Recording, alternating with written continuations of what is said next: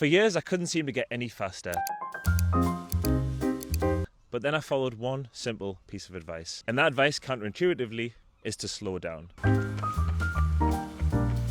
know that's advice that you've heard before, but it helped me take 25 minutes off my marathon time, so it's worth listening to. So the concept of running slow is simple. To run fast, you need to run a lot. To run a lot, you need to run mostly at a slow pace. To run at a slow pace, you need to know what slow looks like for you.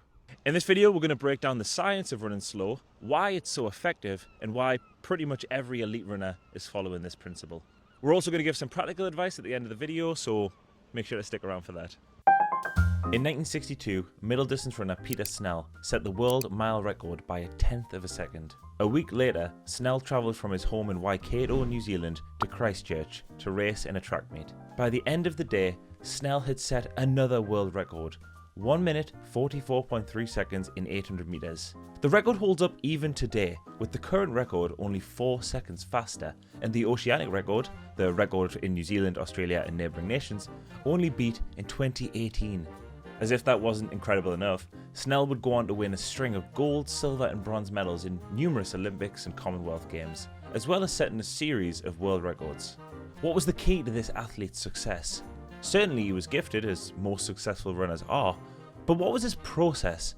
How exactly did he train? You might expect that Snell ran few miles, focusing more on speed. And you'd be wrong. In the build-up to that Christchurch track meet race, Snell was consistently running 100 plus mile weeks, all under the tutelage of fellow Kiwi Arthur Lydiard. Lydiard may well sound like a familiar name because he's considered by many to be the best running coach of all time. Lydiard revolutionized running with his theories that performance could be optimized through high mileage. The Lydiard method, as it's come to be known as, is simple. Aerobic capacity increases through mileage. And aerobic capacity is your base, your engine, the thing that keeps you going as a runner.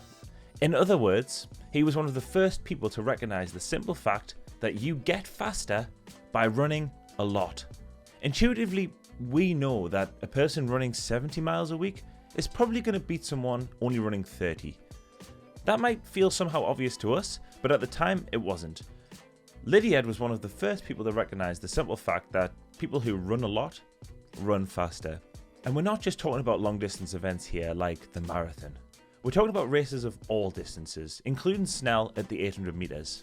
High mileage applies to everything. For Snell, this wasn't just some fluke event. He didn't just run 100 plus miles a week and then randomly get a world record. He took home gold consistently, twice in the 800 metres at the Olympics and another in the 1500. And many other athletes, whether directly under Lydiard or following Lydiard's ideas, have went on to set world records and win many, many Olympic medals. I was running probably about 140 miles a week or something like that, and in total. And my time started coming down. So when I trained athletes later on, when you ran in those days, you ran 880 yards, and as you got older, you ran the mile, and you got a bit older, you ran the 3 mile. Well, I reversed the process. I turned everyone into marathon runners. And when we got that endurance that enabled us to run and get to 200 metres and kick, doesn't matter what the race was, we found all our track times came down. You see this happening in New Zealand with one of the girls I trained. She's now breaking New Zealand records simply because I turned her into a marathon runner. So we reversed the process, and all my athletes were marathoners. Like John Davies ran a 2:27 marathon, and Hellberg ran a 2:27 marathon, and though they were actually track men. So by reversing the process, we got these excellent results. Yeah. The key has been to follow Lydiard's ideas of high mileage equals high aerobic capacity. And these are ideas that are backed by science. Studies have demonstrated that high mileage correlates with performance across all competitions, not just marathons or long distance events. Put simply, running a lot increases your aerobic capacity, makes you a more efficient runner, and makes you more resistant to injury.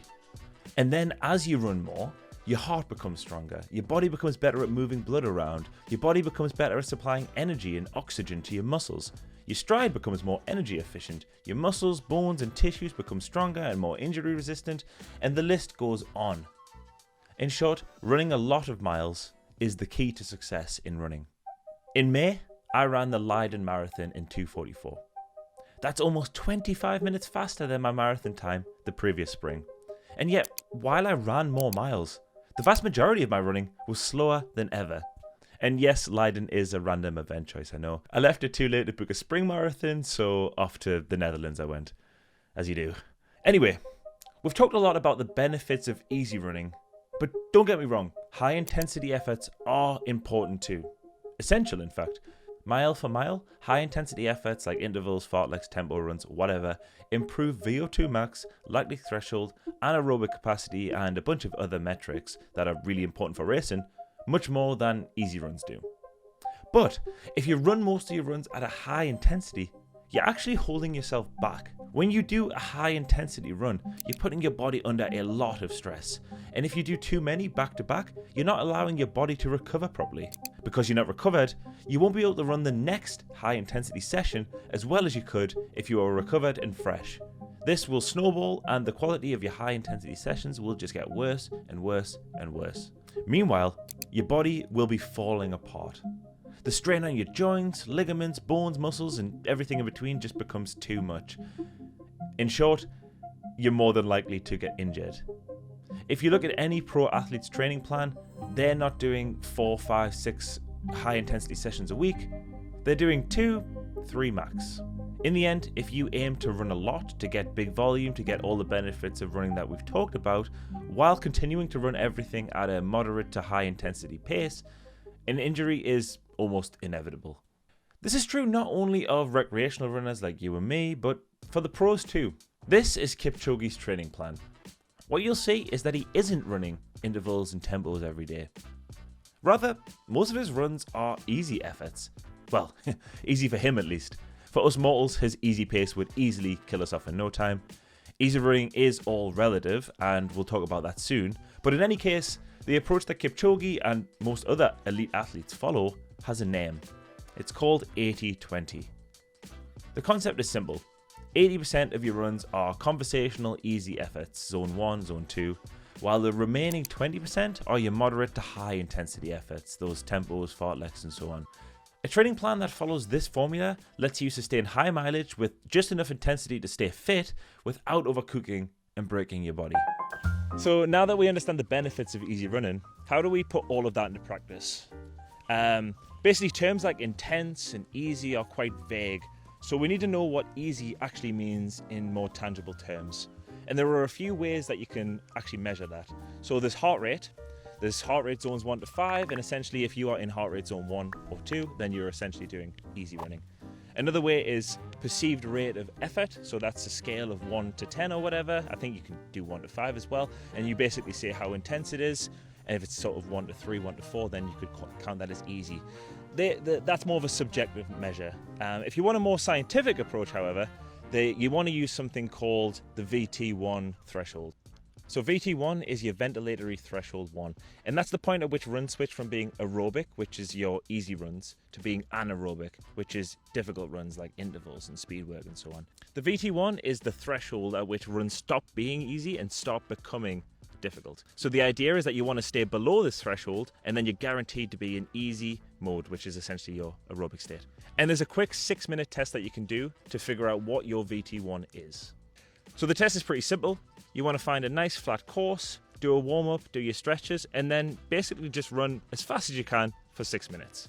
We're going to take the pace from the run that you've just did, the 6-minute trial, and put it in the calculator in the description below, and then that'll tell you your VT1.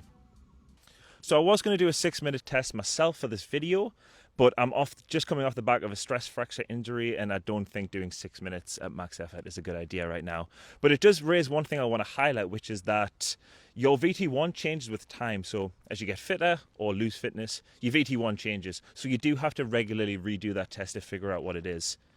I also want to say that although we've highlighted in this video that running a lot is a good thing, you absolutely can run too much.